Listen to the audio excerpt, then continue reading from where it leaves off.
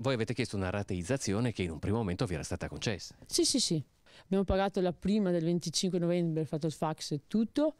Avevano tutto, hanno constatato che era stato ricevuto dalla seconda operatrice che mi ha chiamato e nonostante questo sono venuti senza avvisare né niente.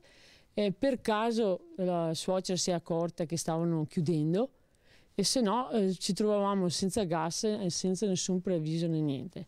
Ecco, da quel momento voi avete deciso di saldare anche quella che sarebbe dovuta essere la seconda rata. Sì, l'abbiamo saldata direttamente lunedì pomeriggio, praticamente non abbiamo nient'altro da pagare, eppure con tutte le telefonate che abbiamo fatto oggi siamo ancora senza gas. L'Odissea è per farsi riattaccare, riattivare il gas, perché quando si chiama il numero clienti cosa succede? Una cosa infinita, ogni operatore dà un'indicazione diversa. Trovi penso avrò fatto 20-30 telefonate, ogni operatore dice la sua, sembra che non siano neanche della stessa ditta. Voi nel frattempo come fate a vivere al freddo?